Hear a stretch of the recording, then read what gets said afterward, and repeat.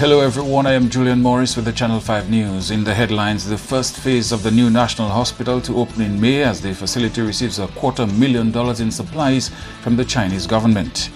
The Forestry Division takes up a rigorous reforestation program to combat bushfires, and the DIC to focus on electoral reform at its next Eggs and Issues event. The details of the news coming up. Imagine you have Hollywood at your command. Introducing Flow Evil. Red cheese, gold rings, all black, everything creeping through the night. Anywhere you are. Big girls don't scream hard like Halloween, make me feel alive. There's a world of entertainment here, and you run the show. Flow Evil. Here are some tips to reduce mosquito presence in and around your home. Keep water storage containers properly covered. Remove containers that can collect water from your surroundings. Keep garbage bins tightly covered. Pick up your litter and remove all tires from your yard. Keep gutters free of leaves and twigs to prevent stagnant water. Prevent Zika, dengue, and chikungunya. Fight the bite. This is a public service announcement from the Dominica Red Cross. This message is supported by Flow. First up in the news, the first phase of the new National Hospital is expected to be fully operational and ready to serve the public by May this year. Here is Andrea Louis with a report. That's according to Chief Economic and Commercial Officer in the Embassy of the People's Republic of China, Wang Quangwo. Work on the new National Hospital began in 2016 and suffered setbacks from Hurricane Maria in 2017. However, Mr. Quanwo says the public can look forward to the opening of the first section of the upgraded medical facility within the first half of this year. The ongoing new National Hospital project is the largest project in the past 15 years since the establishment of the diplomatic relation between our two countries. Due to the most complexity of the project, it has to be divided into 7 construction stages. The emergency building and the number 1 medical technology building in the first stage of the construction is planned to be handed over and put into use in May this year. And then the medical service and office condition in the hospital will be more improved. When all of the project be completed, it will be provided Dominica with one of the most advanced hospitals in the region. Mr. Quanwo also revealed that a name has been agreed upon for the new hospital. In order to strengthen the force cooperation between China and Dominica in the field of the medical and health service, the Dominican government has decided to rename the new hospital as Dominica-China Friendship Hospital, which will surely become a permanent symbol of China and Dominica-China friendship. At the same time, in order to further improve the supporting facility of the hospital, the Dominica government plans to apply for the second phase project of Dominica-China Friendship Hospital, including the construction of emergency helipad, renewable engineer system, and recyclable water supply system. 23rd March marks the 15th anniversary of the establishment of diplomatic relations between Dominica and the People's Republic of China. Andrea Louis, Channel 5 News. Meantime, the Princess Margaret Hospital has benefited from a $250,000 donation of medical supplies from the People's Republic of China. Permanent Secretary in the Ministry of Health, Letitia Lestrade-Wyke, says the donation is a symbol of the deep relationship between Dominica and the PRC. I would like to express the appreciation to the government of the People's Republic of China through our embassy here for this donation that is going to be made today.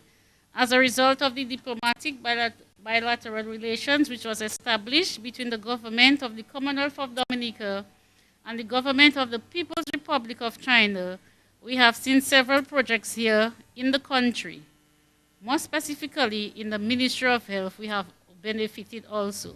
The donation today of at almost $250,000 EC dollars, more specifically $241,780 worth of medical equipment and supplies will be handed over to the Ministry of Health today. For this, we are very grateful. 4 medical specialists from China arrived in Dominica in June last year, and Wyke says they have made a significant contribution towards the PMH so far. We have 4 medical specialists who joined us in June 2018. It's almost a year. Time is passing by very quickly. And you have provided services in ophthalmology, cardiology, urology, and oncology. On arriving in Dominica, I remember when we had a meeting, we were promised that the 4 medical specialists would look at what we have in the operating theater and in the other areas where they provide service to see if there could be of further assistance where they could obtain other equipment. And you have kept your promise. And today you have recognized our need for more equipment that would help to facilitate the effective functioning of the team while you are here in Dominica. The Division of Forestry has embarked on a rigorous reforestation program to combat bushfires. Here again is Andrea Louis. Currently, Dominica is experiencing the dry season, what is locally referred to as Kawem, during which there is an increased incidence of bushfires. Assistant Forest Officer of the Environmental Education Unit with the Division of Forestry, Norma Anthony, says the reforestation program is one which happens every year during the dry season to combat the dangers of bushfires. Currently, the Forestry Division has the reforestation project ongoing. So what we do is, upon request, we provide trees, plants to different landowners. So what that does is, when you plant the tree on your land, the shade of the tree prevents the lemongrass from growing, or it mitigates the growth of the lemongrass. So we provide the trees, and at times we provide technical support as well. Also, with the reforestation project, the trees provide a buffer zone for the residential lands and stuff. So whenever a bushfire occurs, the buffer the trees make will prevent the fires from damaging the homes of the residents. Anthony says though the division usually waits on people to make requests for trees, the office is proactive in approaching owners who live in areas prone to bushfires. Most of the time we wait for the landowners to come to us and ask us for assistance, but at times if we really view the area as like extreme, we will go to the person and tell them, okay, we noticed every year your land is burning or your house is being threatened by that bushfire. We can assist you by creating a buffer zone. We'll give you the trees, we will provide the technical assistance, and yeah, that's how we do it at times. The white patches of lemongrass have been identified as adding more fuel to the bushfires, and Anthony revealed that an agro-processing project is on the cards to curb the growth and spread of lemongrass. She also says a large-scale reforestation project is ongoing to help restore tree cover and reduce lemongrass patches in the country. Well, we are thinking of an agro-processing project with the lemongrass and the citronelle. So what we do is, we know it have like medicinal and repellent purposes. So we're seeing how that grass can be used as well, instead of every time just burning it. Since after the passage of Hurricane Maria, we embarked on a reforestation program. So we do in state lands, we do in private lands, we are planting back our trees. We also giving nature a chance to regenerate herself, like natural regeneration. But areas we see that are struggling, we are doing that reforestation project there. We have different nurseries, about 6 different nurseries all over the island, and we are getting seeds, we're collecting violins, we'll be importing some seeds as well. Those we cannot source here, those that are difficult to source. And that is a major reforestation campaign that we're on right now. Stakeholders in the trade sector completed a one-week trade facilitation workshop on Friday, organized by the United Nations Conference on Trade and Development. The training, held in collaboration with the Ministry of Trade, was geared towards helping Dominica implement trade facilitation reforms in a coordinated way.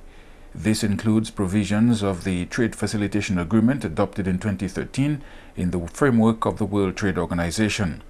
The Empowerment Program provides a professional training for the Secretariat and the members of the National Trade Facilitation Committees.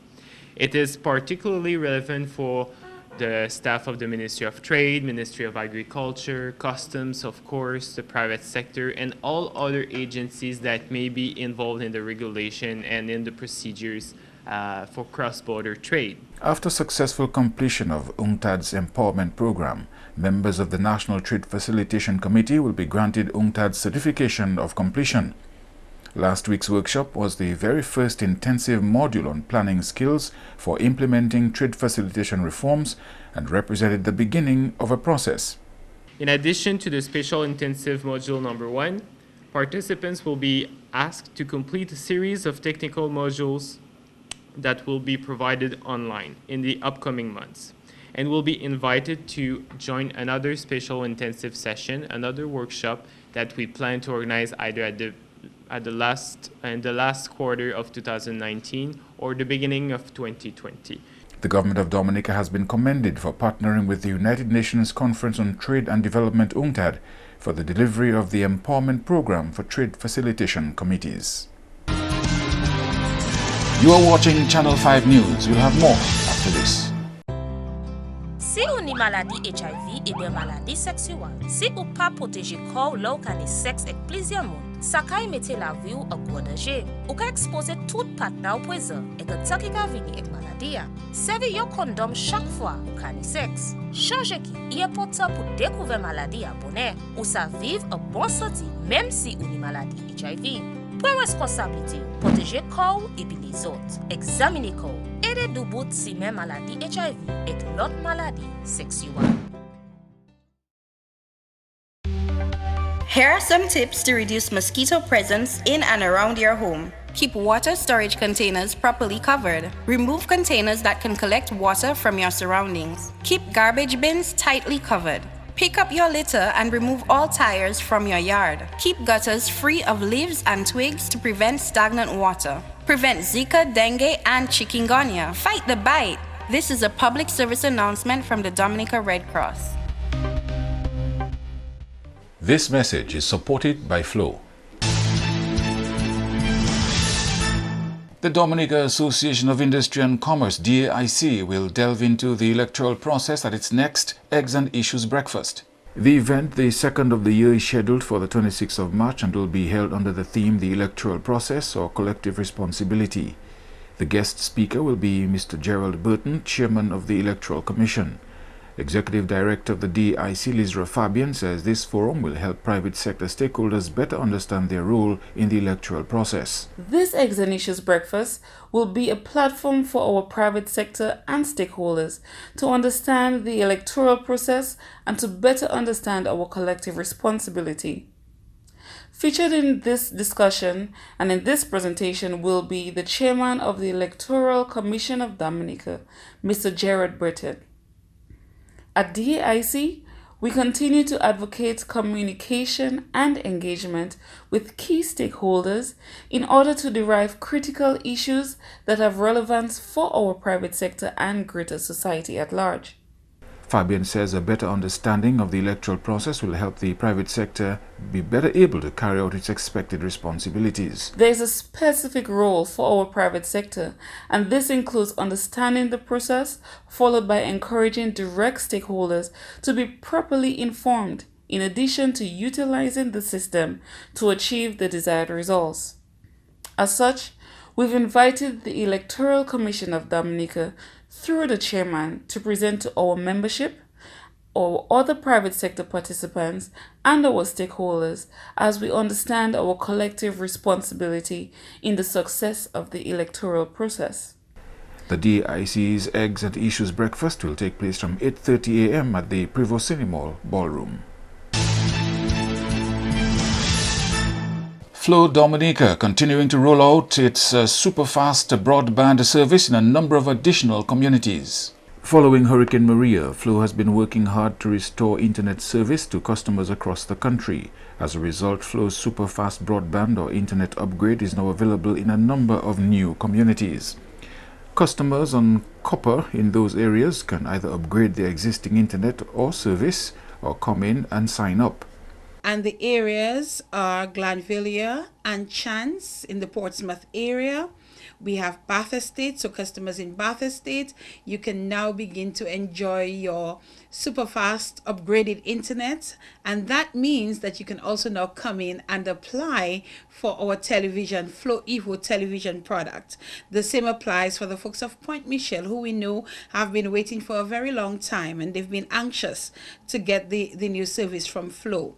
St. Joseph on the West Coast as well as Maho are also available and ready for superfast broadband as well as Flow Evo TV product. And I was just told this morning that the communities of Trafalgar and Shawford in the Valley that we're also ready for you to provide you with internet upgrades as well as Flow Evo TV product. So we're really excited about this, and we would like to urge the customers in all of these areas to come to our main store and sign up for our internet upgrades as well as Flow Evo TV product.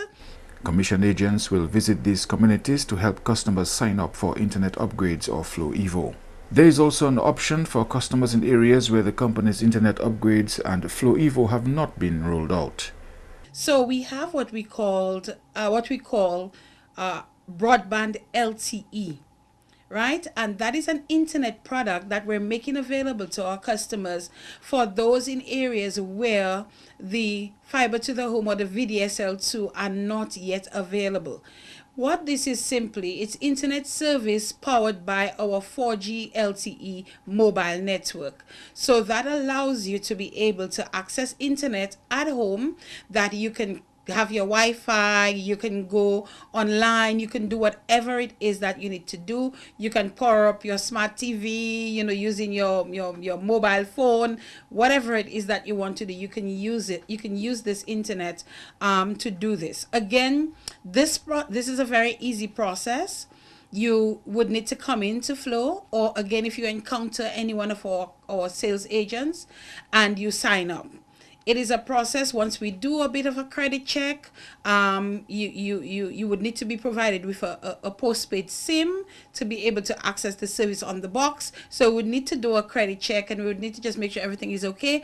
But the good thing, the beautiful thing about this is that once we provide you with that box, it's literally go home, plug and play. We do not have to come to your home to run any wires or do anything of the sort. You just are ready to go once you come in and sign up for that. But the feedback so far in terms of customers who have actually signed up for the LTE broadband box, the feedback so far has been that the product is almost perfect. So it is not something that we're just trying to sell to you. It is something that actually works, and we want you to come in and ask about it and to see what the LTE broadband is about while you wait, for us to continue the phase of rolling out our fiber to the home and our VDSL2 in as many communities as we can in the near future. Flow previously rolled out its internet and TV service in a number of communities, including Roseau and neighboring communities. And Venezuela's oil minister and president of the state-run oil company PDVSA said Monday the country may divert oil initially bound for the United States to Russia or other countries. Speaking at a gathering of OPEC and non-OPEC oil ministers, the oil minister added that the generator at Venezuela's primary oil terminal was now working after a blackout that halted crude exports last week. Reuters is reporting that much of Venezuela, including the capital Caracas, was left without power for several days. Earlier this year, the United States imposed heavy sanctions on Venezuela's oil industry, looking to cut off President Maduro's primary source of revenue.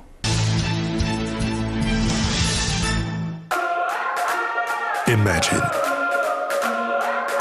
you have Hollywood at your command. Introducing Flow Evo. Red cheese, gold rings, all black, everything creeping through the night. Anywhere you are, Big girls don't scream hard like Halloween. There's a world of entertainment here, and you run the show. Flow Evo. Here are some tips to reduce mosquito presence in and around your home. Keep water storage containers properly covered. Remove containers that can collect water from your surroundings. Keep garbage bins tightly covered. Pick up your litter and remove all tires from your yard. Keep gutters free of leaves and twigs to prevent stagnant water. Prevent Zika, dengue, and chikungunya. Fight the bite. This is a public service announcement from the Dominica Red Cross. This message is supported by Flow. To end the news, a look again at the headlines. The first phase of the new National Hospital to open in May as the facility receives $250,000 in supplies from the People's Republic of China. Forestry Division takes up rigorous reforestation program to combat bushfires, and the DAIC to focus on electoral reform at its next Eggs and Issues event. Feel free to contact us at news@marpin2k4.com. You may access our past newscasts on our YouTube channel. On behalf of the production team, I am Julian Morris. Thank you for watching. Join us tomorrow.